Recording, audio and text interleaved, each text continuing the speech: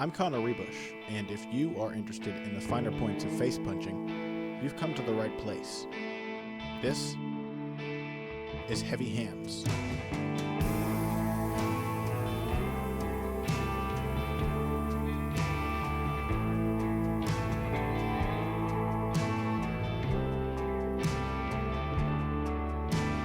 Hello and welcome to another episode of Heavy Hands. I am your host, Connor Ruebusch, joined as always by the illustrious Dr. Patrick Wyman. And Dr. Pat, today we have, well, I was going to say one hell of a card like I usually do, but we have a card to talk about. That is for damn sure. UFC on Fox XX 20. UFC on Fox 20, main evented by women's bantamweights Holly Holm and Valentina Shevchenko. Certainly a very relevant and meaningful fight for the women's bantamweight division. And then a phenomenal lightweight co-feature with Edson Barboza and the man Gilbert Melendez, who has not had an easy road as of late. But really this card seems to be missing a bit of pep. Fortunately, we also have last week's card to recap at the end of today's show. I'm very much looking forward to talking about John fucking Lineker and the near upset by Landon Vannata over Tony Ferguson in the co-main event. So before we get into any of that, why don't we jump in right away with our main event of UFC on Fox 20, Holly Holm versus Valentina Shevchenko. And we have decided to conduct this segment as a punch counterpunch, and thanks to a lovely gentleman by the name of Lloyd Hughes, we have a little bit of sound effect made of some beautiful audio clip art, I suppose you could call it. So in the proud tradition of Heavy Hands, let's go ahead and make sure that all of you listening are well prepared for what is about to be a sound drop before I hit play. And I am hitting play now. Punch counterpunch, Pat. How'd you like that? I liked it. I liked it a lot. I like the fact that we have sound effects now. Like, we're getting all fancy with this. Yeah, I want to have a whole soundboard where, like, I can boo your shitty opinions. I can have like a doing noise for like. So basically, you want to turn our illustrious discussion of the fine, gentlemanly sport of face punching into drive time radio. Yeah, just god awful, shitty drive time radio. Yep. So we need to have a coterie of god awful hangers on in the tradition of something like Howard Stern, to make us to make our show complete. Yeah, they call me Connor the Shock Jock Strap Ruebusch. Boing. That's what the show's gonna sound like from now on. Never do that again. Well, we're doing punch counterpunch. That's why I played that sound effect. I almost forgot. And in case some of you don't know, this is a segment that Pat and I have already come to love and cherish dearly, where we basically argue the case for two different fighters. I tell Pat why his fighter is bushwhacked, and Pat asks me why, man, and we just run it down. So for today's segment, I will be arguing the case for Valentina Shevchenko. Pat, you think Holly Holm's going to take the W? I do think Holly Holm's going to take the W, but kind of just before we get into that, to real preface quick, yeah, I think you can see what the UFC was thinking with this fight, right? Because it's the kind of fight that looks really good on paper. You're like, oh, great former boxer / kickboxer versus highly decorated kickboxer and Muay Thai artist in Valentina Shevchenko. Both of them coming off of losses. Yeah, you think this is a great fight. But when you put these things together, you do so without regard for how their styles actually play out, I think regardless of our takes on who's going to win the fight, Connor, we're in broad agreement that this is probably not going to be a lot of fun to watch. No, I think it will almost certainly be very ugly. Now, in fairness, we did say that about Holly Holm's fight with Ronda Rousey. We thought that Holly's path to not necessarily victory, because neither of us picked her, but we thought her path to a safe defeat was to stay away from Ronda. We didn't foresee how recklessly Ronda would go after her. Yeah, I was going to say, in fairness to us, I don't think anybody could have predicted the precise extent to which Rousey would just bull rush with her chin thrust forward. No, the amount of desperation she seemed to feel when she couldn't immediately get Holly down was unforeseen. But in this beautiful fight, champ. Beautiful. Beautiful. She needed a Conor McGregor in that corner. Tell her she was nice and flowy and everything. Keep it flowy. Nice. Keep it nice and flowy. We need more of your Irish accent on this show, Pat. Never knew you had that one in your back pocket. But I lived there for 2 years. Of course I have the accent. That's true. I forgot. Pocket. In the case of this fight, however, I do feel like we know how these women react to opponents like this, or at least something comparable. we can both agree Holly Holm is a pretty clearly defined outfighter. Valentina Shevchenko is one of the most purely defined counterfighters in the division, if not the entire UFC right now. And so we basically have someone who wants to stay far away versus someone who wants to let the other person go first. And so that's probably a recipe for a very slow fight. But the important thing about slow fights is that every single thing that happens in a slow fight matters a lot. It lends extra weight to every single landed technique, every single miss. And so that means we're probably going to have some really tight rounds where tiny little tactical adjustments matter a great deal more than they would against a different type of opponent. Yeah, and despite our kind of misgivings about the way that this matchup might play out or how we see this fight going down, it's important to note, like, they're both really fucking good. Like, oh, yeah, and like I said at the start of the show, it's a totally meaningful matchup. Whoever wins this fight absolutely deserves a shot at the title or a number one contenders fight. Maybe they don't feel comfortable giving Valentina Shevchenko a shot right away. But either way, I think beating Holly Holm means a lot. I think for Holly Holm, beating a fighter like Valentina Shevchenko would mean a lot after losing the title. So I totally get it. I think it's a really, in terms of divisional rankings, I think it's a great matchup. It's just not, it doesn't promise action. Yeah, exactly. So we say these things so as not to mislead our audience about how we think the fight's going to play out. We could be wrong. It's entirely possible that this turns into a firefight of some sort. It just seems like, given what we know about both fighters, that's kind of unlikely. Yeah, I believe also you meant to say, we say these things. We do say these things. Yeah, correct. Which sounded like Jamaican coming out of my mouth. I'm not sure what's going on there. Yeah, you said the dulcet tones of a steel drum. We say these things. So, Pat, why don't you go ahead and start us off? What's your first key to victory for Holly Holm, and why do you think she will be able to execute it over her opponent? Volume. For all of Holly Holm's flaws, which we have covered at various points over the years in this show. I'll cover them further in a moment. Yeah. For all of those flaws, a lack of activity is not one of them. When Holly Holm gets uncorked, she works at a great pace. She throws a lot of volume out there, and she forces her opponent to work. Now, if we have seen a defining flaw from Shevchenko in her first few outings in the UFC, and even before then, going back to her career in the regionals, like, there was it is a lack of volume. It is difficulty or unwillingness to pull the trigger. She is an efficient fighter to a fault. She does not throw very much. She relies on her strikes being the more devastating ones when they come out. Unfortunately, Shevchenko does not have the power against elite competition to make those shots count in the way that they might for a more heavy-handed puncher. So she is relying on a strategy that, by definition, is going to be troublesome against fighters who can take those shots. And Holly Holm is a fighter who can take those shots. She's durable, she's tough, she is not easy to hit. Despite especially when she's moving through space, which Shevchenko is going to let her do. Shevchenko is not going to be the kind of fighter who's going to stalk her down and take away her space. Yeah. In that scenario, I think Holm is probably going to throw half again or twice as many strikes as Shevchenko does. That's reason number one. Yeah, well, I think the thing with Holly Holm, you mentioned before that we've talked at length about her flaws. And I've already spoilered the fact that I will continue to do so. But the one that we've mostly talked about is power in her strikes. That's the one that comes up time and again with Holly Holm, and for good reason, because there is something about Holly Holm. There are many things, actually, and not just something. It's not like looking at a fighter and saying, I don't know why, but they just can't seem to carry the impact of their opponents. Like, somebody on Reddit posted a GIF comparing Bobby Green eating punches from Edson Barboza and Bobby Green eating punches from Dustin Poirier, and with that kind of thing, you couldn't necessarily say why one man's punches are about twice as devastating as the other's.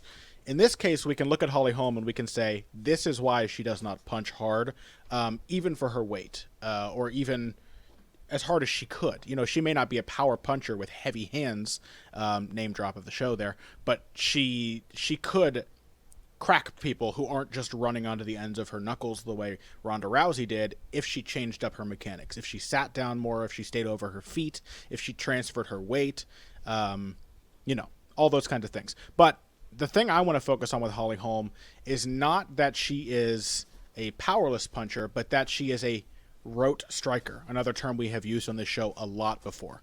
And I think Holly Holm is probably one of the better examples of this. much like her training partner, or at least her gym mate, Carlos Condit, she knows how to put her attacks together. Holly Holm knows how to follow up her punches with kicks. She knows when an opponent is becoming too zeroed in on one thing and knows to switch it up to something else. But her sequences are completely predetermined. There is no organic variety in her attacks.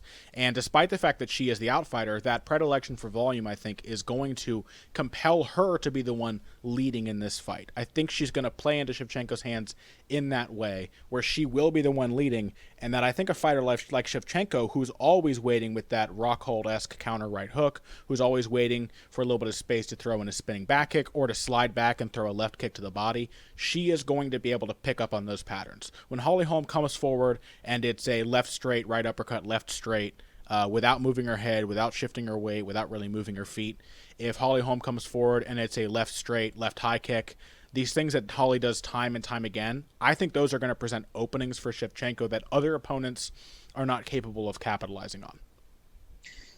So I'm with all of that, but it doesn't matter if Shevchenko's catching her, if she doesn't have the power to hurt her, if Holm, sure. Like, you can't land every single counter you throw, right? And you're not going to be able to pull the trigger every single time your opponent comes in on you. If you are unwilling to lead, if you're not going to fill the space between your counters with something else, you're still going to get outlanded. Like, there's a basic flaw to this as a strategy where, like, you're relying on your shots being so much more impactful than your opponents that it makes up for the fact that you're getting outlanded. Because if you're a pure counterpuncher, you're almost always going to get outlanded. And I think that that's the basic dynamic of this fight, is like, it doesn't matter if Shevchenko lands good, clean counters. She's not going to put Holm out. Probably she's not going to land more shots than her. So, like, I think it's tough math for somebody who doesn't work fast and who's so purely defined a counterpuncher that she finds it almost impossible to lead. Like, even in sequences in the third round of her fight with Amanda Nunes, when Nunes was done, she had nothing left in the tank, absolutely nothing. She still could not get herself to lead. Like, that is a shocking weakness as a fighter. Like, when Nunes did some stupid shit, when Nunes dropped her head down and let herself get into the clinch, Shevchenko had answers for her. Shevchenko had great answers, and she put in great offense, but she still couldn't get herself to go after her. And to me, like, that's Holm is more durable, has a better gas tank, works much faster than Nunes does. Like, these are substantial issues, and I just don't see the math, especially over a 5-round fight when Holm has a ton of experience in those kinds of bouts, working out in Shevchenko's favor. Yeah, well, we talk about how Holly Holm throws more volume and everything. I don't really see how Holly Holm's type of volume, because of that kind of predetermined pattern that her offense has, I don't really see how that leads her to outstrike a fighter like Valentina Shevchenko. Holly Holm has not faced anybody else who is really a striking specialist in MMA. When she fought Miesha Tate, for example, she outlanded her by only 19 shots. When she fought Marion Renault, very slow fight, she outlanded her 65-26, but that was 65 out of, I think, 175 shots that she threw. When she fought Raquel Pennington, she landed 44 to Rocky Pennington's 40. So we're talking about a woman who throws a lot, but there's something, and this one I can't exactly put my thumb on, there's something about Holly Holm that makes her bad at actually gauging distance. I think it may be because she carries her weight so far forward. She has that back foot way stuck out behind her, and she's close to the opponent, so she can't really step out of her stance comfortably. But have you noticed this? Holly Holm does not exactly seem to know where her opponent is when she starts throwing punches. I think that's because Holm, at the end of the day, in an MMA fight, is not really trying to land that many punches. I think she's trying to land kicks. Well, sure. That's obviously the most devastating part of her game. She's not even as a boxer was she a very impactful puncher, but her kicks, as kicks do, they carry more heat than her hands. I think she's like, this is the part of her game that I don't think is rote, is the way that she throws kicks after punches. Yeah. Like, that's where I think she gets nice and organic with it. And that's where her advantage comes into play. Like, she is not a great puncher in MMA. I don't think by any stretch of the imagination she is. But where she gets brilliant is in her use of that distance. Like, notice you pointed to some fairly underwhelming percentages of strikes that she's landed. she's still outlanded by a substantial margin every single opponent that she's faced. Except Rocky Like, Pennington. yeah, that was a close fight, but like I think you would have to strain to score that fight for Pennington. I know that Sure. some people did, but like Oh, yeah, it's not no. like Holly got it. yeah, I mean, so she's still winning these fights. She's the one who's controlling distance, and I think that the way that she goes about things may make some fights closer than they need to be, but like it's not like she's giving away rounds here. She's going out there and she's winning rounds. But we're talking about this kind of approach against Valentina Shevchenko. I think that's what really matters here, is that we're talking about Holly Holm trying to flash hands a foot away from the face of somebody who is only waiting for you to come in far enough to hit you. Somebody who knows very, very well their distance. Valentina Shevchenko undeniably has the best sense of distance management, or the best just feel for distance of any fighter Holly Holm's fought in the UFC. Yeah, I think she doesn't do anything with it. Like, but that's the thing. We have a fight here where Holly Holm's going to be throwing a lot and not landing as much as she does against other opponents. When Holly Holm has to throw 175 strikes to land 65 on Marion Renault in, what was that, like Marion Renault's fifth fight or something? Marion Renault is very fresh. When she had to throw, let's see how many she threw in her fight with Rocky Pennington to land the 44 that she got off. Real quick, I'm just checking my stats here. Fight metric. Thanks, guys. She threw 150 strikes to land 51. Sorry, no, 214 to land 48 total strikes against Rocky Pennington. Mm-hmm. That's a lot of volume to land that little. And I don't think that kind of volume is going to set up openings against Shevchenko the same way it does against other fighters. I think with Holm, she's going to end up throwing those strikes, not creating the openings off of them that she wants, and Shevchenko is going to be the one who, in very, very slow rounds, I'm talking like each woman landing maybe 20 shots, maybe 10 shots a round, maybe. Mm-hmm. I think in those kinds of rounds, Shevchenko, while not being a power puncher, she's certainly the more impactful hitter than Holm. When she fought Sarah Kaufman, for example, Kaufman comes in, she pitter-patters her with some punches. Shevchenko wins those exchanges when she can plant one good, solid-looking kick. It's all about landing telling strikes for the judges. You have to land strikes that at least look like you've got follow-through. And there's something about the way that Holm throws her punches that doesn't look like she's hitting her opponents hard unless you're Ronda Rousey. Like I could be totally wrong about this, and if I'm proven wrong in this fight, I will happily eat my words. But I think you're giving Shevchenko entirely too much credit for her striking in that fight with Kaufman, and I think you're giving her too much credit for her striking in that fight with Nunes. Oh, I'm not talking like she's blown anybody away. I think especially the fact that against Nunes, she had an opponent who was entirely gassed. She had to have known that she needed to get the finish and still couldn't push herself to throw volume. That's obviously a problem for her. That's a stylistic limitation. I'm not even talking about that. I'm saying you're giving her too much credit, technically speaking, as a range striker. Okay. Like that I think this is my second major point and why I'm picking Holm in this fight. Shevchenko doesn't win fights at range. She wins fights in the clinch. And she's going to A, really struggle to get this in the clinch in the first place because of Holm's distance management, and B, once she gets there, Holm is somebody who who did perfectly fine in the clinch against Ronda Rousey, and for the most part did okay when she got stuck in the clinch with Miesha Tate. Like, Shevchenko is not a more imposing clinch fighter than them. Holm has a lot of experience in getting out of the clinch very quickly. If Shevchenko can't get clinch takedowns, if she can't get score offense in the clinch, she's going to be doing a lot of staring at range, while Holm does stuff that isn't terribly effective, but is more effective than the nothing that she's doing at range. Has Holm ever faced a clinch striker in the UFC besides Rocky Pennington, whose game is still kind of piecemeal? Has she ever faced a clinch? It doesn't matter if Shevchenko can't get there. Of course it does. It's not going to be. My point is that it's not going to be Shevchenko getting to the clinch. It's going to be Holly Holm winding up in the clinch. Her style of punching, the way she shifts forward, that leaves opportunities for Valentina Shevchenko to tie her up, should she need to. And I kind of disagree that she needs the clinch to beat Holly Holm.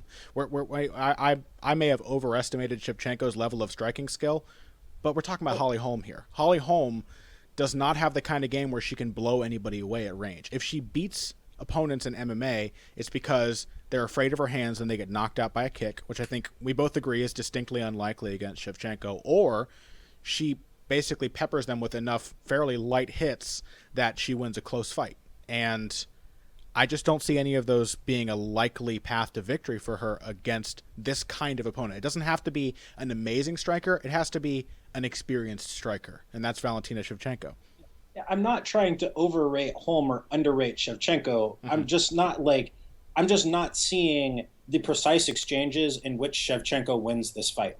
Because yeah, so Holm is going to at times throw her weight forward. How is Shevchenko going to hold somebody who's 3 inches taller and probably will outweigh her by 15 pounds in the cage? Somebody who has a lot of experience in breaking off clinches immediately. How is she going to hold her there to land the offense that she needs? Do you think she's that much bigger than Shevchenko? Like in terms of weight? Shevchenko is 125 pounder. Shevchenko is not a natural bantamweight. Holm is one of the bigger bantamweights out there. Holm walks at 155, I think, somewhere in that range. All right. So, final key point for me here then to counter that. Do you remember what happened to Holly Holm when Miesha Tate got her down in round 2? Yeah. Do you really think that Valentina Shevchenko is a grappler of the caliber of Miesha Tate? No, I don't think she has to be. I think she has to go for takedowns. Holly Holm is almost certainly not going to. And if she does, it's going to be because she's already in the clinch and she sees an angle that she can press and try to go for a quick takedown. Or she's against Ronda Rousey and she's just been stung and she needs one because she has to close the distance. In this matchup, Valentina Shevchenko is going to be the one who goes for takedowns. It has become a pretty important part of her game. I assume that she will probably have even sharpened up her grappling some since the Nunes fight, in which she was outworked on the ground, or at least retooled her approach somewhat in the style of Francis Ngannou, who probably isn't that much better of a wrestler than he was in his UFC debut, but just decided he wasn't going to allow himself to stay on the bottom when he fought Curtis Blades. I think we'll probably see some of that from Shevchenko. That's just guesswork. But what I do know is that we will see Shevchenko looking for the clinches, looking for trips, looking for throws, and looking for reactive takedowns as Holm comes forward. And we know that Holm's going to come forward because she's a woman who consistently throws over 150 fights in 3-round fight, 150 strikes in 3-round fights. And because she's a Mike Winkeljohn fighter, variety is her everything. She's almost a slave to her variety in the way that Winkeljohn trained fighters are. She's going to throw hands. She's not just going to use her kicks, her side kicks, and keep Shevchenko at beyond countering range. And so we have Holly Holm now, who at least has to think about the takedowns. Granted, Miesha Tate had a lot more success in that second round of their fight after scoring her takedown, but it completely shut down Holm's offensive output. And it was only by virtue of the fact that Miesha Tate was really uncomfortable closing the distance and probably didn't realize how badly she was losing the rounds, which is maybe Holm's secret power, by the way. She doesn't hurt you, and so you're just losing rounds on volume that you don't really feel like you're losing. But regardless, Holly Holm eked out 3 rounds in which her opponent was doing almost nothing to take those rounds after being taken down. I think that gives Shevchenko some power here as the stronger grappler. So I don't really agree with that characterization. I think we have seen the takedowns that we've seen Holm give up have been caught kicks to shot takedowns, which is not something that's in Shevchenko's arsenal. Shevchenko is a pure clinch takedown artist. So she has to do something to get it into the clinch, and she has to do that against somebody who's going to want to be 4 feet away from her at all times. It's not easy to get Holm into the clinch in the first place if you want her there. Holm needs to do something to screw up, and Holm does not give you that many opportunities to get in on those mistakes. That's Miesha Tate's great talent, is her ability to capitalize with something when you screw up. Sure. And so expecting Shevchenko, who has not shown herself to have that particular talent, to exploit holes that Holm is now more aware exists, I think is a tall order. So but there's one final reason why I'm picking Holm here, and that has to do with context and surroundings. Holm is somebody who trains with the best fighters in the world on a daily basis. She's coached by people like Greg Jackson, Brandon Gibson, and Mike Winkeljohn, who have a ton of experience in game planning for big fights and breaking down film. The level on which they approach these things is extremely high. Shevchenko spends most of the year living in Peru at a small camp and was actively involved in a gun battle during her training.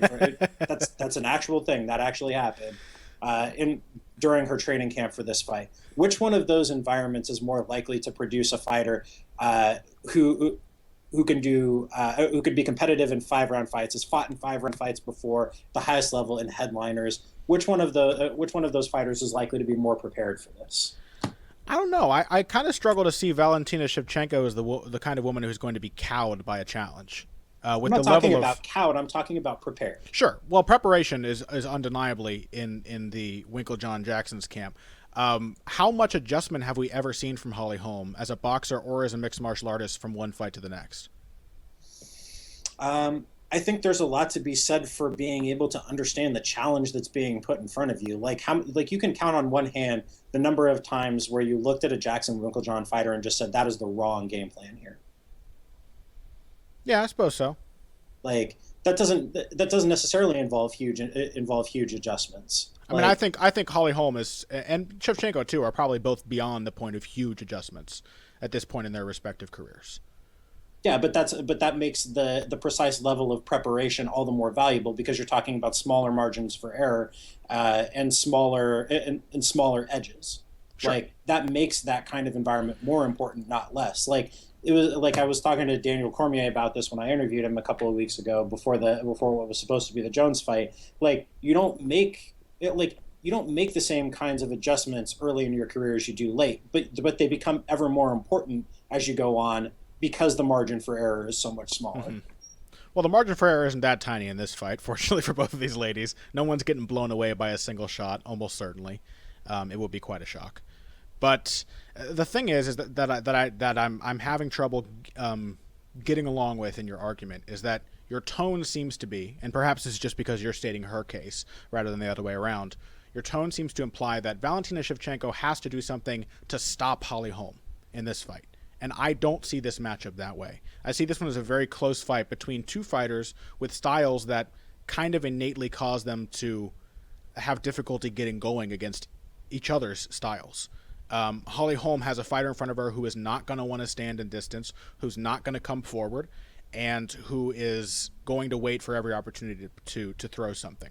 For Shevchenko, it would be great if she would throw some combinations because she doesn't have that heat in her punches, but the precision with which she lands her counters can't be denied. For Shevchenko, we have somebody who has a lot of trouble getting going when the opponent isn't creating openings for her. But again, we have Holly Holm who's going to throw 150 strikes. A lot of those are going to be unlanded at long range. A lot of them are going to be just throwaways because that's what Holly does. But Holly's going to use those throwaways to try and step in and land something. And when these two women land, I definitely think that Shevchenko is going to land with more power. Shevchenko's going to have more snap on her shots than Holly Holm because Holly Holm needs someone to run into her punches to really snap their heads back. Yeah, I'm saying that it's a given that Shevchenko is going to throw less, not that she needs to stop her. And the difference in punching power is not so substantial as for Shevchenko to be able to get away with throwing and landing fewer shots. Well, if she could land one shot for every two of Holly Holm's in a round, and I could easily see her winning that kind of round. I think that's fucking crazy talk. I think you're drastically overstating Shevchenko's power. I don't think Shevchenko's a power puncher by any means, but I do think that Holly Holm is a drastically underpowered puncher. Yeah, I mean, and that I think may be our basic point of disagreement here. Then I don't think that Holm's strikes are so pissant as to require her to land twice as many. Like this is not Lawler Condit in terms of the disparity. No, of course not. No, definitely not. So, all right. So I mean, you're picking Shevchenko by tight decision. I'm taking Holm by semi-tight decision. Picking two women. Oh, I see. You're making my case seem flimsier in retrospect. Shevchenko. Absolutely. Well, you're the one who's picking the plus 265 underdog. The burden of proof is not as high on me here. We're going to talk about some underdogs later in the show, Pat. All right. We picked against Lando Vannata, and he showed us that we shouldn't have picked against him so confidently. So you never know, Pat. You never know. I just struggle to see Holly Holm easily outworking someone who is actually a kickboxer. And if it happens, I will happily eat my shoe. And that'll be that. But why don't we call that a segment? You're going with Holm apparently by what? Let's give scorecard predictions. I'm going to say split decision Shevchenko 48-47 times 2 to 48-47 times 1. I'm going to say 148-47 and 249-46 is for Holm. All right. It's confident. That's confident for Holly Holm, for old Holly Holm, but we shall see. Why don't we take a quick break? When we come back, as promised, we're going to talk about Edson Barboza and Gilbert Melendez. We're also going to talk a little bit about Francis Ngannou, and we're going to talk a little bit about Kamaru Usman and Alexander Yakovlev as well, I believe. I think we are, yeah. Okay, so if not next segment, then the one after that. Stay with us. Hey everybody, thanks for listening to this week's Heavy Hands. If you like what you hear, please consider pledging to support the podcast on Patreon. Patreon is basically continuous crowdfunding. You sign up to contribute a certain amount per month to help us with production costs and the like, and in return you get rewards ranging from a mention on the Heavy Hands website to a question or topic of your choice being discussed on the show. We have a lot more in the works to reward you for your help, and we appreciate every contribution. No amount is too small. Just head over to patreon.com and find how you can help out, the only show dedicated to the finer points of face punching. Now let's get back to it. And we are back. Let's go ahead, Pat, and break into this lightweight contenders matchup between Edson Barboza and Gilbert Melendez. Melendez was the guy who, not that long ago, was the guy who should have come to the UFC and could have taken it over.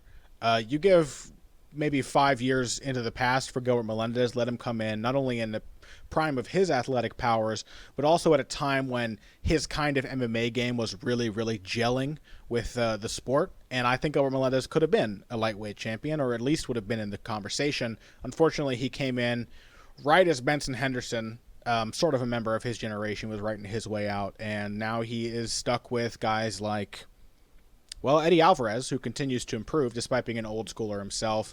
Guys like Anthony Pettis.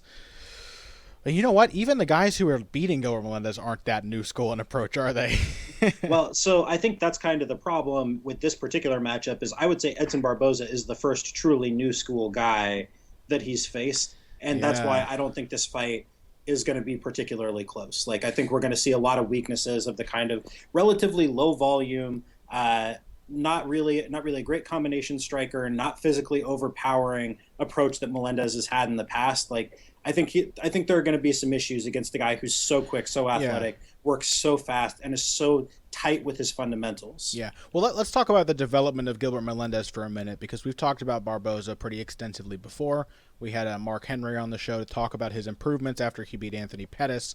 Gilbert Melendez, his game, Gilbert Melendez has always been a good example of a fighter who does make the kind of refinements we were just discussing in the Holm Shevchenko segment. Gilbert Melendez was a crazy wild man when he was an up-and-comer. I think, what do I recall clearly? His fight with Kawajiri and Pride is perhaps what I'm thinking about, which was just bananas. That was a pretty wild fight. Yeah, Gilbert Melendez really, really loose with his striking. The first fight with Josh Thompson's another good example. Really wide open, relies on his wrestling kind of defensively and brawls with people. And as Gilbert Melendez came along, he actually had a really nice progression because in Strikeforce, he lost to Thompson. And before that, his last loss was Mitsuhiro Ishida. And then those are the two guys he beat on his way back to the title. He had to basically retest himself against the last two guys to beat him, and he did so very, very impressively by kind of what's the word I'm looking for here? I mean, I think refined himself is a good term for that. He grew into a guy who threw a really nice jab, a really crisp right hand, who could put together the occasional combination, who put together his strikes and his takedowns pretty well. Who I think he was at his best. Melendez was always a really smart fighter who understood how to use the cage to his advantage. He understood space really well, I think. And he turned into a fighter who had good control of distance, had enough pop in his hands, and could respond really well to a wide variety of opponents. Because we're talking, Kawajiri, Masvidal, Josh Thompson, Diego Sanchez. This is a wide array of different styles, and these are all fights that I think Gilbert Melendez pretty comfortably won, except for maybe the last Josh Thompson fight where he really got clipped hard in the fourth round. Yeah, I mean, I think in Melendez's case, he's a guy that you look at and you think that guy made the most of the abilities that he had.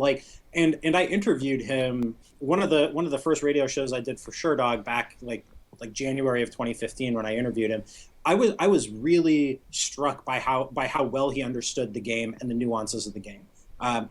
This was a guy who maximized his talent, who understood how to make refinements, who understood how to game plan, who understood how to watch film and break his opponents down, and how to take away his opponent's strengths. I think that was always a very clear Gilbert Melendez, for lack of a better term, strength was something he always did really well. Mm-hmm. But when you put him in there with guys like Anthony Pettis, who's more new school than old, or you put him in there now with Edson Barboza, the disparity in physicality comes through very clearly. Like that's what lost him that fight against Benson Henderson, more so than any problem with game planning or like skill disparity. It was that Henderson was so much bigger and stronger and more athletic than him, and Yeah. Edson Barboza is bigger and stronger and more athletic than maybe not stronger, but bigger and more athletic than and definitely faster than Benson Henderson was. Yeah, and I kind of hate saying that because Gilbert Melendez to me is probably the size someone should be for the lightweight division. I don't think he kills himself making his weight cut. He obviously can. He has great stamina with his style. He still has power in his hands. He's still very durable. He has all the things that you should still retain after a weight cut. And those things haven't really gone away. I don't think he's been killing himself or killing his kidneys over the last few years, but increasingly because of how he has just kind of been outpowered in his UFC fights, people have been saying, oh, Gilbert's the guy who should have been fighting at featherweight for years. And in this day and age, probably. Fighters are significantly larger these days than they were, but we've talked about weight cutting before on the show. It bums me out. It doesn't, I don't want to see Gilbert Melendez lose this fight and then decide that the only thing he can do as a 34-year-old veteran fighter is go down to featherweight and pull a Gray Maynard and just make us all sad. I don't know. Yeah, I'm with that. But I don't think that Barboza is an especially large lightweight either. I think it's just by like I think you put Barboza next to say Donald Cerrone or even Dustin Poirier. I don't think you look at Barboza and you're like, my God, what a monster. No, he's probably about the same size as Poirier. Yeah, I would say. I mean, I think he's maybe an inch taller, but he's not as thick. But it's just like that's kind of where the game has gone. But it's more the speed. Like Melendez, even when he was in his prime of primes, was never a super fast dude, never a great athlete. Mm-hmm. And you put him in there with guys like Pettis or Barboza, and you're like, and just the disparity becomes very clear. Yeah, well, you pointed out the big thing with Gil, which is I think that he's always been very astute at eyeing his opponent's openings specific to each opponent. With Jorge, like with all of his big wins, he's kind of taking advantage of a very clear flaw in his opponent. With Tatsuya Kawajiri, he is beating him up on the ground after outstriking him on the feet, because Kawajiri's always been open as a striker, although Kawajiri did land a head kick in that second fight of theirs, if I recall correctly. With Jorge Masvidal, he's taking advantage of the fact that Masvidal kind of shuts off in big fights and basically just picking him apart. With Diego Sanchez, he's letting him run into his punches over and over and over. In fights where somebody doesn't have any massive glaring flaws or where somebody's really good at covering up their flaws, and I think that's really the case with Anthony Pettis and Ben Henderson, guys who are really good at making it appear that they don't have the flaws they have, those are the fights where Gil tends to struggle. And at this point, it is becoming increasingly apparent that Edson Barboza does not have any glaring flaws. Nothing so large that Melendez's old approach can capitalize. We can say that Melendez has more of a brawler in him than Barboza. He's more comfortable in wild exchanges than Barboza is, but Barboza's been improving that. He's more disciplined, more poised. He handled Tony Ferguson very well, all things considering, after being stunned with an illegal upkick earlier in the fight. I thought he dealt really well with Michael Johnson, too, when they had their fight, even if he lost it. I thought it was fairly close, and it was a definite improvement from the way Barboza dealt with, say, the pressure of Jamie Varner, who was not even close to being as good a pressure fighter as Michael Johnson. Yeah, so it's fairly clear what this fight is going to look like based on that. Gilbert Melendez is going to try and come forward and pressure Barboza toward the fence. Once he gets him there, he's going to try and meld his strikes and takedowns together, get him on the mat, and try and beat him up. Like that is a game plan that has worked. With decreasing levels of success against Barboza in each of his last 4 or 5 fights. Yeah. Like, it worked real well for Jamie Varner back in 2012. It worked reasonably well for Michael Johnson, though Johnson still ran into a bunch of shots and barely eked out a win in February of 2015. Eventually it worked for Tony Ferguson, but it only worked because he's inhumanly durable. Had Tony Ferguson not been the kind of guy who survived the fight he had last weekend, that game plan would probably not have worked for him. Yeah, I mean, it relied on incredible durability and incredible cardio to make that work. Yeah. And then Pettis was just unable to get anything like a pressure game working against him. Yeah. And Melendez is not as skilled a pressure fighter as Ferguson is. He's not as big. He doesn't hit nearly as hard. Isn't nearly as strong. Pat, professionalism alarm going off. Yeah. So it's like Melendez just does not quite have those things going for him. He's going to try to pressure, and he's probably going to have some success with it. But over the course of the fight, he just doesn't throw enough. He isn't fast enough, and I don't think he can do enough damage. And I don't think pressure's really ever been a strong suit of his. You know, I think he tried to do it against Ben Henderson, and that fight was so close, he really couldn't get anything going in that fight. And he tried it against Anthony Pettis, and it fell apart. I don't think he's particularly comfortable pressing the action. I think Gilbert Melendez does really well when he responds to something his opponent is giving him. But when he comes in and he's like, all right, I have to do this to win, that's when I think he has trouble. He's an organic kind of fighter.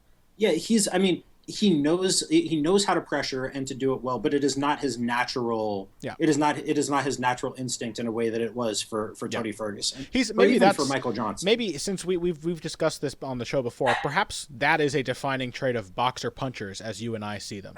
People who respond to what their opponent is giving them. People who can do a lot of different things, but generally do it in response to their opponent's game, who will fight on the inside if that's what their opponent wants. Like, look at Keith Thurman against Sean Porter. That's a guy who is definitely a boxer puncher, who certainly can box, and who basically just did what Sean Porter wanted him to do for large portions of that fight. I think that's Gilbert Melendez. And I don't think you can beat Edson Barboza in his kind of fight unless you are a striker of Edson Barboza's caliber, and I'm not sure there are any in the lightweight division. So, yeah. Well, you need to put Barboza in a position where he cannot do what he wants to do, and that has grown increasingly difficult. So, I don't know. I mean, I think Barboza takes a decision here. But I think it'll be a good fight. Got a ton of respect for Gilbert Melendez. I think he makes it interesting for sure. But at the end of the day, he's got a lot working against him. Yeah. So why don't we touch really quickly on the other two fights here? We want to talk a bit about Francis Ngannou, who you and I agree is pretty much the heavyweight division's prospect right now. He's 29 years old, which is basically a baby by the standards of this division. He's only 3 years into his MMA career. He's fighting a guy who's not very good. Can we agree on that? Bojan Mihailovic, have you looked at him yet? Oh, absolutely, yeah. No, Mihailovic is not that dude. Did you tell Lucy that you were picking Holly Holm in the main event?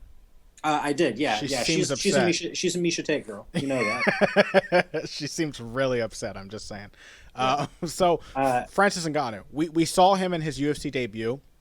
He obviously had potential. He's a huge, very athletic heavyweight. He's not huge in a way that like a Shane Carwin is. He's huge in the way that like an Alistair Overeem is. Just a lot of muscle mass, very strong, very explosive, relatively light on his feet for a guy his size, pretty fast hands. That first fight, he fought Luis Enrique, who took him down over and over. Not a ton of times, but quite a bit. And Enrique is not a great wrestler. And so going into his fight with Curtis Blades, I thought, all right, if that's going to be the thing, then Blades has a real shot at winning this one, and Ngannou was nigh impossible to take down and completely impossible to hold down. Over the space of 4 months, maybe 3 months, he vastly improved his game. That's the kind of thing that you and I are always talking about when we talk about prospect improvements. When we talk about the vast potential of an athletically gifted young fighter, an inexperienced, athletically gifted young fighter, to improve from one fight to the next in completely unforeseen ways. Because as analysts, we always go on past footage. That's all we can really do with little hints and stuff like that, and infer what's going to happen. But that's not the kind of thing we could have seen coming from Ngannou, that kind of defensive wrestling. Well, so it speaks to. I mean, there are various learning curves that we tend to see with prospects. Like when you look at a large enough sample of them, you have a basic track of development that you can expect from most guys who are reasonably promising. Then you have kind of a phenom track of improvement, and I picked Blades against Ngannou because I expected the more reasonable track of improvement where he's harder to take down, but he doesn't just automatically scramble to his feet when you get him down. I thought that would be enough for Blades to win that fight. We kind of saw how that maybe could work. But it turned out that Ngannou was making improvements on kind of the phenom track. Yeah, and as I think I mentioned earlier, it wasn't so much that Ngannou became an incredible wrestler. He was still taken down, I think, twice. He obviously had improved some of his awareness, but it was that he improved his understanding of how to win a fight in the context of MMA. Yeah, it was a fight IQ. It was a fight IQ thing, Yeah. and an understanding of the game thing, where like his reaction when taken down wasn't, okay, I'm going to sit in half guard for a little while and then try and force a stand up. It was, okay, I get taken down. I need to get back to my feet as soon as possible. I know how to do that. I'm going to make it happen. Like, Yeah. it was the decision making process. It was a strategy upgrade. We've talked about this before, and like I know in the past, Connor, you haven't been entirely convinced that this is a real thing, but the idea that like there are just fighters who are better at making decisions than others. Have I been unconvinced of that? That's a defining characteristic that you can ascribe to particular fighters. I don't recall being skeptical about that. I recall you being a little skeptical. Maybe I'm overstating the extent of your skepticism. Because we talked about it. We talked about it with guys like with John Jones. Yeah, with John Jones and okay, maybe it wasn't you. I can't remember who I was talking about. It may have been, but I don't think so. Yeah. Okay. Well, sorry for my mischaracterization. Well, you may be right. I mean, I don't want to be too confident. I say a lot of shit that I don't remember, so I'm going to completely forget picking Valentina Shevchenko on this episode when she loses this weekend. So don't worry about it. Goddamn right you are. So okay, but I think Ngannou has that kind of split second decision making, and now that we've had two, and you see that I think with his shot selection, that like he seems to have a knack for picking the right shot at the right time. He has a knack for throwing in transitions, on clinch breaks, for sneaking in strikes. Like those are things that are very, very difficult to teach, especially in that short a period of time when you're looking at a guy who has that little experience, somebody who grasps transitions and grasps like the intangible reasons why you do those things, why you throw a particular strike at a particular time, why it is absolutely necessary to get back to your feet as soon as humanly possible when taken down. Like these are things that are the instincts to do that and to execute them under pressure are hard to teach. So that, as much as anything else, even leaving aside the frame that he has, which is an insane frame for a heavyweight, the athleticism, which is substantial, the power that he has in his hands, which is borderline shocking. Like even leaving those things aside, it's the decision making and the intangibles. Yeah, I think that's something I wanted to mention really quickly. Is rewatching his fight with Curtis Blades, it's still pretty undeveloped, but he didn't have a ton of creativity in what he was doing. But something I tend to look for when I'm looking for fighters who have like great coaching potential, fighters who can improve a lot under the right training circumstances, are fighters who really key in when something is working.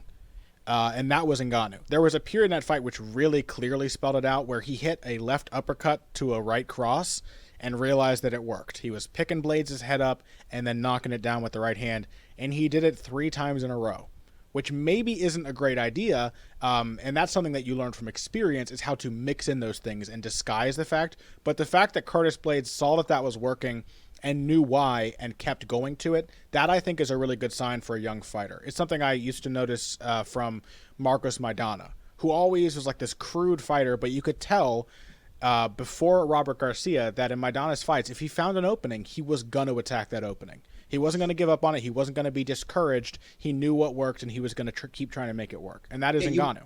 You want to know that there's a method to the madness. You want to know that there's some deeper motivating purpose behind what they're doing. And so, like, I would say, without thinking of an exhaustive list, I would say that he's the most promising heavyweight prospect I've seen since Stipe Miocic. Small sample size, a lot that can go wrong. Doesn't mean he gets there, but I would say on the basis of those traits, he's the best looking young fighter we've seen in quite some time. Yeah, maybe Vitaly Minakov, I guess.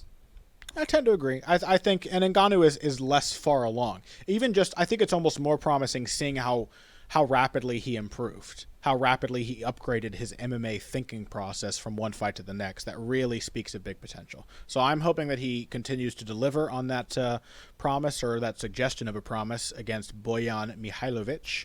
And let's spare a few quick words before we wrap up this segment for Kamaru Usman and Alexander Yakovlev. This, in my opinion, I think is probably the best matched fight on the card, in terms of what it will bring out of both fighters. I think we're looking at Kamaru Usman as the prospect. I think he has beaten enough good young fighters that he is ready for a big test, and I think Alexander Yakovlev is a really interesting test. I think before we began recording, I phrased this as a new wrinkle on the classic matchup of wrestler versus striker. It's a wrestler who can definitely strike versus striker who can definitely wrestle.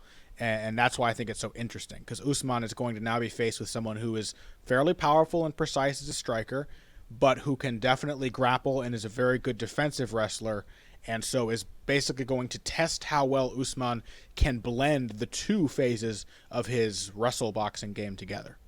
Yeah, this is one of those fights where we know that we're going to learn some good stuff about Usman, and I think both you and I are very high on Usman as a prospect with good reason. He is a hell of a wrestler. I think our old friend Coach Mike Reardon, on seeing a particular like single leg lift that Usman completed in a wrestling tournament, he has freakish Martian android strength, was the way that Mike Reardon described him. That his exact phrasing. I'm not exaggerating that.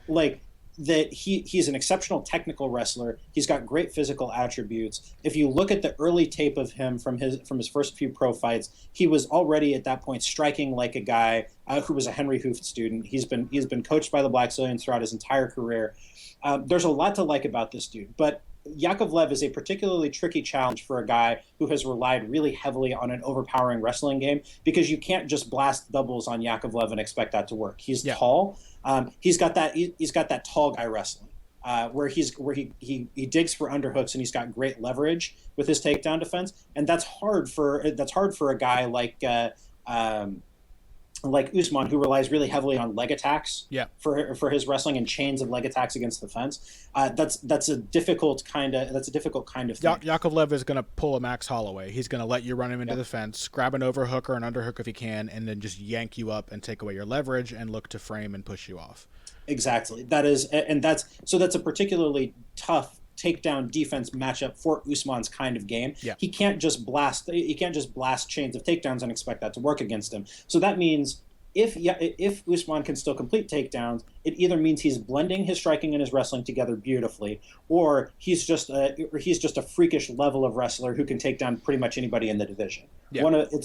If he can work takedowns, it's going to be one of those two things. I think the more likely scenario is he has to blend things together. He eventually gets some takedowns, but he more or less has to win this fight on the feet against an experienced, talented, and pretty powerful striker, but not somebody who's so skilled or so quick-paced that he's going to drown Usman in volume or knock him out with one shot necessarily. If we look at it from a matchmaking perspective, and we should probably do a matchmaking feature on this show someday, because it's something I end up talking about a lot, but if we look at it from the perspective of, I'm a promoter, I want to build Kamaru Usman because he has great potential, what fighter do I give him? Then I think Yakovlev is a perfect test. He's not a walkover for all the reasons that you just named, but there are certain aspects of his style, his approach to fighting, that give Usman chances. Usman is aggressive.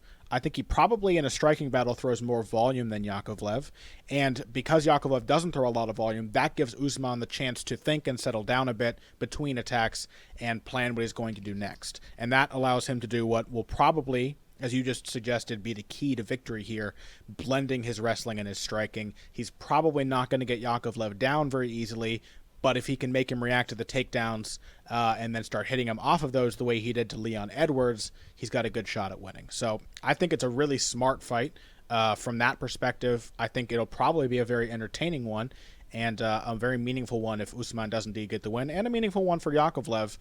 It's always good to see a gatekeeper actually fulfill their purpose. Yakovlev, I think, could be a really good gatekeeper for this division, and he's a dangerous guy. And I'm glad to see him back at welterweight, since we were just complaining about weight cuts. Holy hell, was it uncomfortable to watch him as a lightweight against Gray Maynard. Yeah, so I agree with all of that. It's a fight I'm very much looking forward to. This card does not have like a ton of name value. It doesn't have a ton of like fights that really jump off the page at you. But if you do this the way that we do, where you've got to watch pretty much everything, like you're going to pick out little fights like this to stick out to you. Like, oh, this is pretty fantastic. And I think the Yakovlev fight certainly qualifies in that regard. Francis Ngannou, not necessarily a guy who has a ton of name value, but he's a guy who's worth watching. And, always a pleasure to watch Edson Barboza and Gilbert Melendez do their thing. Yeah. Also, we got Alex Oliveira on here. Darren Elkins, the grind master, versus Godofredo Pepe should be pretty silly. And Frankie Saenz is awesome. He's always fun. I love that. So let me give you let me throw you a fun little fact here. Yeah. Darren Elkins, 10-4 in the UFC, believe it or not. That's Darren Elkins, man. I mean, the guy, he's only been submitted by probably the most dangerous submission artist in the division, Charles Oliveira. He's only been knocked out by Chad Mendes, probably at least among the hardest hitters, maybe next to Conor McGregor. He's a tough dude, man. It's hard to beat Darren Elkins in his kind of fight. Yeah, I mean, despite what, oh God, how can I not remember the guy's name now? The great Russian wrestler. Oh Jesus. Okay, never mind. I'm not going to remember in time to do this. Okay, I had a Darren Elkins wrestling joke, but I'm not going to make it. So let's move on to the third and final segment, Connor. Okay, let's do it. Maybe I can refresh your memory while we're away. Are you thinking of Karelin? No. A different Russian wrestler. Saitiev? No. We'll do it. Let me find it during the break. We'll do it on the break. All right, we'll be back. Financial support is fantastic, but there are other, even easier ways to support Heavy Hands. Perhaps the best is by spreading the word. We know our fan base. You're all cool, popular people with serious social media presences. You're tastemakers and trendsetters. Okay, there are one or two of you that don't fit that description. You know who you are, but no matter what, you can always help us out by telling folks about the show. And you can also give us a positive rating and review on iTunes and Stitcher, things like that. We rely on word of mouth and positive feedback to grow and improve, so thank you very much for your time and your help. Now, back to the show. And we're back. Pat has been reminded the man he was thinking of was Kazimierat Gatsalov, the man who beat Daniel Cormier in his first Olympic run and who was brought in to train Daniel Cormier in wrestling against John Jones. And what was the quote relevant to Darren Elkins? So it was as he was watching UFC 179, I presume with Cormier, Hajimurat Gatsalov's Twitter account sparked with this little gem. Watching Darren Elkins take on Lucas Martins, he said, "I know like this man no true wrestler." Which that's real harsh from an Olympic gold medalist. Poor man. Darren, it's man. Real harsh. I feel for Darren on that one. He's doing his damn best. That's all you can say for Darren Elkins. He's always doing his goddamn best. You can't fault him for that. It's hard to fight with one eye watching your opponent and one eye watching Hajimurat Gatsalov. Though Elkins could maybe do both. Just saying. He probably could. Hey, you put Hajimurat Gatsalov in a fight with Darren Elkins, and you give him like limitless rounds, he would beat him. Darren Elkins all the way. The grinder king. Nobody can beat Darren Elkins in his own game. I was reminded of that when Elkins fought Chaz Skelly, and I foolishly picked him. And Zane Simon on the Bloody Elbow Vivisection said, "Hey, you never pick somebody to out Elkins Darren Elkins." And he was fucking right. That is absolutely true. Yeah. That's Zane. That Zane's a smart man. He was right, man. I ate crow on that one. So for our final segment here, as we mentioned at the top of the show, we're just going to take a little bit of time to recap the main and co-main events from last weekend's Fox Sports 1 card. I suppose they called it Fight Night 91, but we all knew it as Michael McDonald versus JFL, John fucking Lineker. And Lineker, he surely earned his nickname in that main event victory. He blew Michael McDonald up in crazy fashion. What did you think of that fight, Pat? I mean, pretty much exactly what you said. It was crazy. He blew a man up. Yeah, I mean, I have been substantially less high on Michael McDonald than a lot of other people for a long time, basically since he lost to Hayden Barrow, because it hasn't seemed to me that McDonald has gotten any better. No, he hasn't. Over the years. Like, he's basically the same fighter he's always been, and that's not a bad fighter. It's just that's not a fighter who is going to be like a long-term part of the top five of a division that includes guys like Aljamain Sterling and Dominic Cruz and TJ Dillashaw and Rafael Sunsao. Like Michael McDonald pretty much is who he is, and I was pretty convinced that Lineker was going to beat him for exactly that reason. Mm-hmm. That McDonald is not the kind of guy who's disciplined enough to stick and move at range against a guy who wants to put hands on you the way that Lineker does. Eventually they were going to exchange, and in those exchanges I thought, I'm taking Lineker despite the power of Michael McDonald. Like, Lineker just throws so much more in those exchanges. He's so much more comfortable in the exchanges. He's so much more technical in the exchanges. He actually moves his head a little bit. He throws in combination. He mixes up his shot location. He's such an opportunist. He's so good at pulling the trigger. I thought when those exchanges came down to it, I favored Lineker in them, and that's pretty much exactly what happened. Like, that fight went almost exactly how I thought it would, just faster. Yeah, I mean, you wouldn't look at that fight and really praise. I wouldn't look at that fight and really praise John Lineker's head movement. But one thing that I would point out as an actual technical detail that caused it to play out the way it did was foot placement and stance. And the thing with John Lineker is, we haven't talked about this in some time on this show, but to me, I think body positioning is almost as important to durability as just having an innately good chin. There are some guys who are freaks, like Carlos Condit, who can stand with their shoulders hunched, feet square, and get cracked by Tyron Woodley and stand back up, or by Robbie Lawler and stand back up and shake it off. But that is the sort of mythical aspect of chin. On the understandable side, there is a way to hold your body to absorb punches. And the final exchange of this fight, I thought, was a very good picture of that. Because Michael McDonald and John Lineker did one of the scariest things you can do in a fist fight, which is trade left hooks. And John Lineker, he no-sold the hell out of Michael McDonald's left hook. It looked like he barely noticed it landing. And that's because John Lineker has pretty good posture, and both of his feet were planted. Even with his right hand down at his nipple, when he got caught with McDonald's left hook, his feet were in position, staggered, a good distance apart. Just landing his hook, his back heel was flat on the ground. He had a shock absorption system built into his body. Whereas McDonald, who had been backed into the fence, was stepping out of his stance, trying to recover his foot position, feet squared, standing up tall with his knees not very bent. When he got clipped, he went down hard. And I think that is the big thing with John Lineker, is that not only is he durable, but he stays just fundamental enough while he is slugging with you that you really need to, you would really need to knock his head off to actually scare him away, or of course to knock him out. And he is knockoutable, I think. Everyone is, or so they say. But the chances, he has basically minimized, at least in that sense, his chances of being hurt. Now, a little more defense would be lovely from John Lineker, but from what it is, John Lineker, it's almost worse fighting John Lineker when you kind of know you probably can counter him and he doesn't give a damn. It's almost worse for the psyche of the man he's fighting, because how do you get him to back off? You got to frustrate him, and Michael McDonald doesn't have the style to do that. Yeah. I'm pretty much with all of that. Like, I think it's real easy when you're talking about John Lineker to place your emphasis on the power or the chin or even just the volume, and to miss the craft in what he does. Like, he's a brawler and he's a puncher, but he's one who does those things in ways that benefit him when he has the high ground. Like, he's rarely just throwing for the sake of throwing. He's always throwing with a purpose, and he's thinking 2, 3, 4, 5 punches down the road. Because he pulls the trigger the way that he does, he can afford to think 2, 3, 4, 5 punches down the road. He doesn't need to worry about what this one particular shot is doing. He can think, okay, this one shot opens up this thing for me.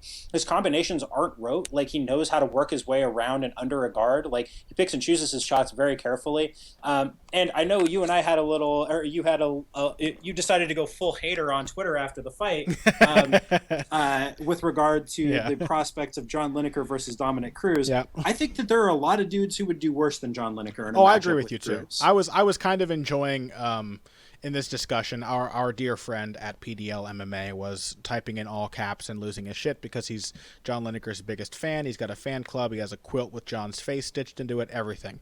And he was really excited about the prospect of John Lineker fighting Dominic Cruz because he called him out. I elected to be the harsh and pissant voice of reason who reminded everyone that Dominic Cruz would beat John Lineker, and I think you would pick the fight the same way. But I do agree that as far as prospects in this division, people who stand a good chance right now of beating Dominic Cruz, it's pretty much TJ Dillashaw, who I think could beat him because I thought he beat him last time. It's Thomas Almeida, and it's John Lineker. It's either got to be somebody with enough craft to press Cruz like Dillashaw and Almeida to an extent, or it's got to be someone with enough power and don't give a fuckness to walk through the stuff that Cruz throws and just lace him with punches at every opportunity. And that's Lineker and, again, to an extent, Almeida. Yeah, I mean, if you're going to beat Dominic Cruz, you have to make the most of the limited opportunities you're given. Sure. And there are very few fighters in all of MMA, not just at bantamweight, who are better at pulling the trigger, at capitalizing, at seeing and then capitalizing on those openings than Lineker. That's what makes him an intriguing fighter. That's why you got to love John Lineker, not just for the power of the other stuff. It is his hair trigger and willingness to just go out and do the damn thing. He feels like a force of nature when he fights. It is like you, I said this was incorrect about Holly Holm before. You really do have to find some way to stop John Lineker because he's going to do his thing no matter what. So it's scary to fight him. I remember when we both picked Rob Font over him. We're like, ooh, quickly into that fight, we're like, Rob Font's not good enough to do what we thought he could do yet. Yeah, I mean, Lineker is one of those dudes where the first exchange of the fight tells you everything that you need to know. Sure. Like that happened. Like when he fought Ali Bagautinov, and the first exchange of the fight, Lineker comes forward and Bagautinov reactive doubles him. Like you're like, oh, okay, Bagautinov is going to win this fight because every time Lineker overcommits, Bagautinov can just blast through his takedown defense and do this. Like when he fought Francisco Rivera, and the first exchange involved him just blasting Rivera with a brutal combination. You're like, okay, one of these guys is going down, and it's not going to be Lineker. Yeah. So, yeah, I mean, it's rare that you have a fighter where you only need to watch the first 8 seconds of the fight to have a pretty good idea of how it goes. He did come back in the Ian McCall fight from losing the first round.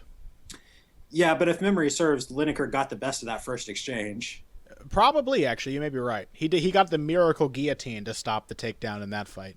The miraculous guillotine that completely got inside Ian McCall's head. It's John Lineker, man. I look forward to seeing him again. Let's very quickly talk about Tony Ferguson, Landon Vannata. I think he has, as I believe someone else said on Twitter, earned the right to be called Lando with that performance. He came in on 2 or 3 days' notice, was it? No, it was about a week and a half. Okay, week and a half, 2 weeks. A little more. Still. I think 9 days, 10 days. Limited time for. Go on. So I interviewed him last Friday for a piece that I'm doing this week that will also include stuff from Greg Jackson and Brandon Gibson, friend of the show, Brandon Gibson, and he said that I think he said he had 4 specific training sessions or 5 specific training sessions before the weight cut to work specifically on Tony Ferguson. Not a lot of time for Tony Ferguson, especially for a featherweight against a very large lightweight. So another misconception, I guess. Sherdog lists him as a featherweight. He is actually a lightweight. Oh, okay. Only tried to cut to featherweight once and decided never to do it again. Oh, well, look at me being all uninformed. So I know, because I asked him about that. I'm like, so I assume you're going to go down to featherweight after this, and he said, nope, that was a one-time thing. I'm a lightweight. Still very outsized by Ferguson in that fight. Well, everybody is outsized by Ferguson, not just in terms of height, but Ferguson has those freakishly long arms. He's got like a 76-inch reach. It's a ton of stuff to deal with Ferguson on the physical side. He's super long and tall. He's incredibly durable. He has insane stamina, and he hurts you when he hits you. And so, like, going up against Tony Ferguson, and he's just insane. His style is completely wild and unpredictable. He makes up almost everything he does on the spot. And so having to prepare for that on such short notice is a hell of a hassle. I do think Ferguson probably came into this fight expecting to blow Vannata out of the water, and that helped Vannata's chances a bit, but he really latched onto the opportunity with both hands. Can we talk briefly about some of the things that Vannata did well, and then maybe touch on why the fight slipped away from him? Yeah, absolutely. So something he did very well in the first round is you can't give up on long-range strikes when you're fighting somebody who's longer and taller than you. And I thought that in the first round, Vannata did a great job of setting his preferred distance, of him being the one to decide what range the fight was going to take place at. And that's what opened up. So he threw a lot of side kicks and oblique kicks to the thigh.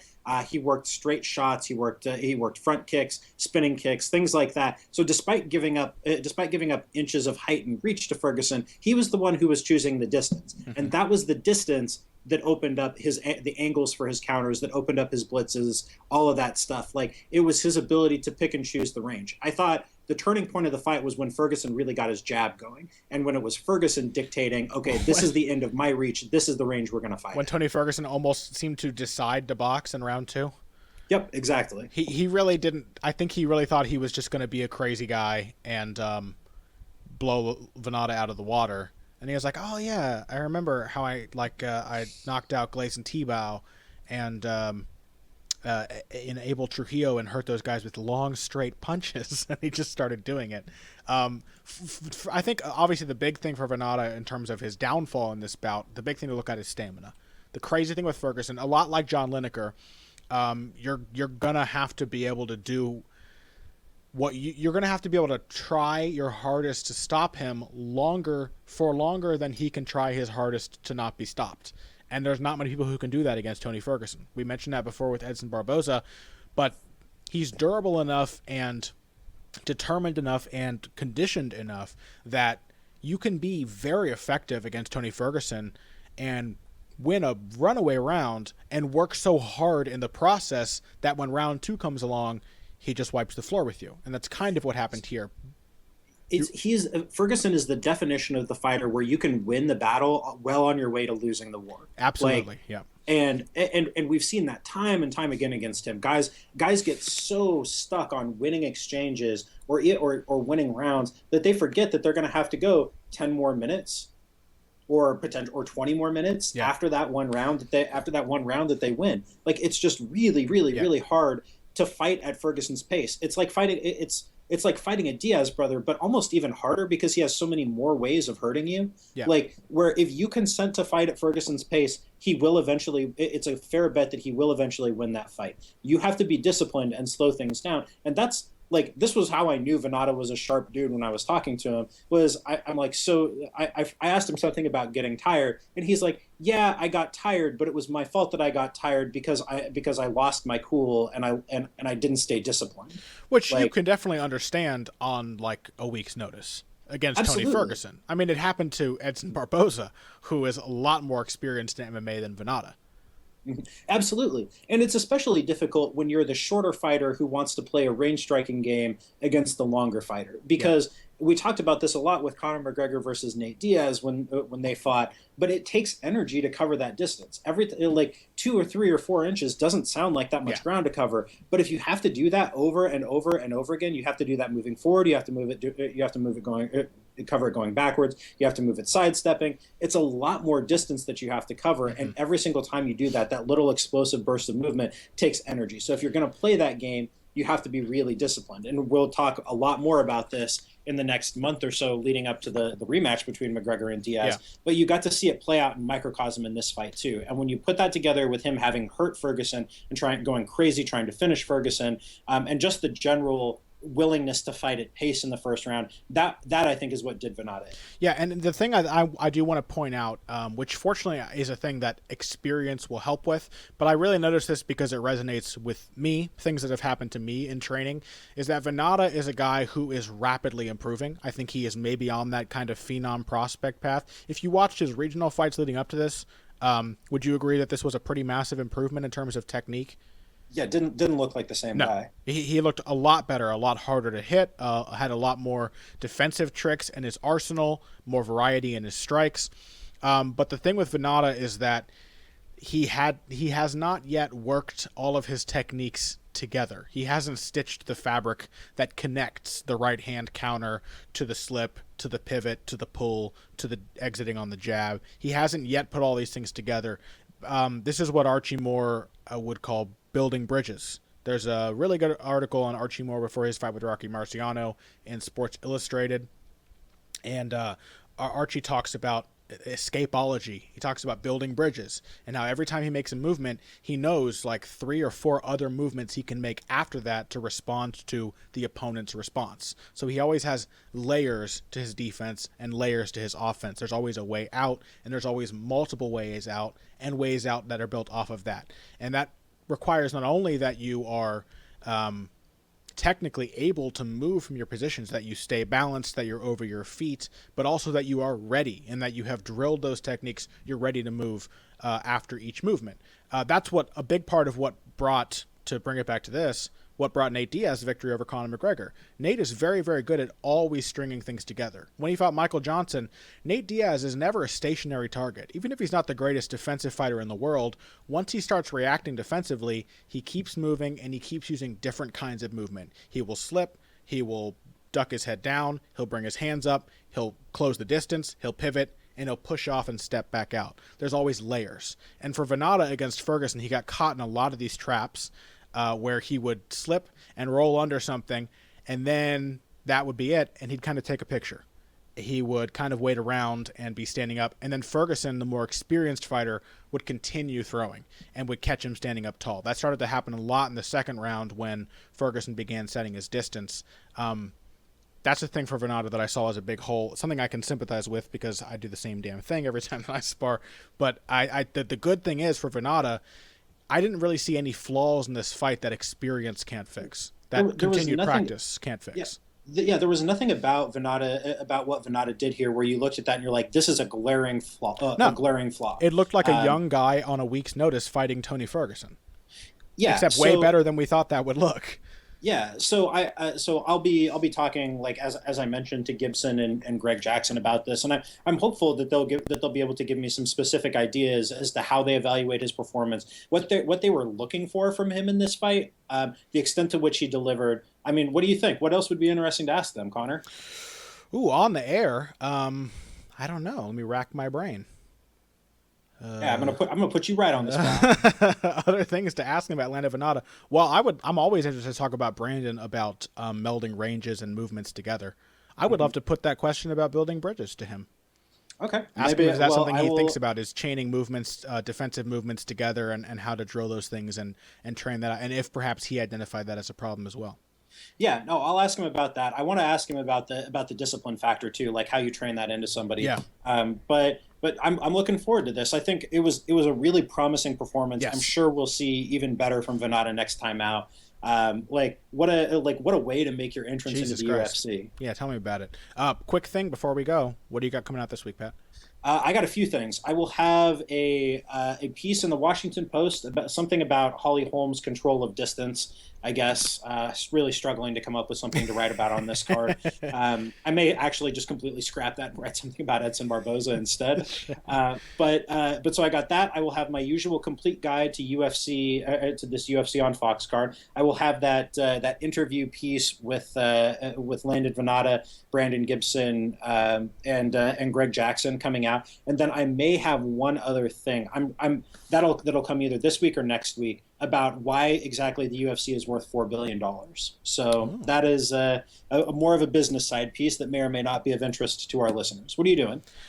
Well, let's see. This week I will have something coming out. I want to write about Eddie Alvarez. I know it's a full week after UFC 200 now, but I really want to talk about that fight. I think it kind of got, being the first main event of the 3-day spree, it kind of got, and then John Jones and Brock Lesnar with his PEDs, it's been a little bit forgotten. And I want to talk about that because the more I rewatch that fight, the more I see how brilliant Eddie Alvarez was in piecing together these little subtle ways to capitalize on what RDA was giving him. So I want to talk about that. I'll probably talk about Jacek or something as well. Might string a few fights together in one article. Next week, I will be out of town, so I'm only going to have one article, and I'm going to be doing it this week, which is why I'll only have one article this week. I'm going to do something on Holly Holm, like you. That's what I've been asked to do, so I will come up with some angle to attack it. It may be a negative one.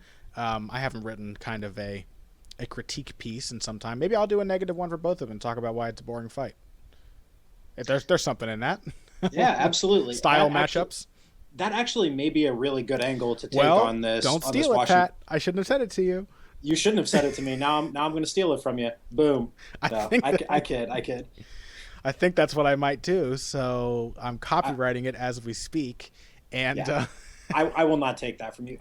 I do think I'll be touching on the extent to which, like, you can't just throw two strikers together and think like, oh, this is going to be fucking awesome. No, and well, how can you and I, in good conscience, talk about this fight without mentioning that the dynamic between the two fighters? Well, yeah, I mean this. I don't want to go any deeper into that, but it's like, it's not just a wrestler versus wrestler, or grappler versus grappler, or striker versus striker thing. Like at some point you have to look at what this is what we've been getting at with our fighter types thing. Yeah, over the course of many years now, is like there's a lot more complexity and layers to these things that goes into creating exciting and interesting matchups, far more so than what phase you like to spend your time in. Yeah, for sure. So I think that's about it for me. 2 Sherdog previews coming out. maybe some other stuff. But we will have Heavy Hands back next week as well. So join us then. I'm going on vacation, but the show will still be on the air and readying you for a big event. And anything else, find us on social media. That's the one. Pat, you are at Patrick_Wyman. Yesterday, I accidentally tweeted at Pat_Wyman. That didn't work. And I was much mocked for that because Twitter is a cruel place. I'm at Boxing Bush, Busch. You can also find me on Facebook, facebook.com/ConorRuebusch MMA. And you can find HeavyHandsPodcast.com. It's working again. We lost our license for a brief bit because of an issue with the payment, but the site is up and running and fully updated, so go check it out there. And check us out on Patreon. You know all this stuff. You've probably listened to the show before. If not, we're glad to have you. I don't know where I'm going with this. Thank you for listening to the show today. If you came here for the finer points of face punching and not smooth outros, you came to the right place. This has been Heavy Hands.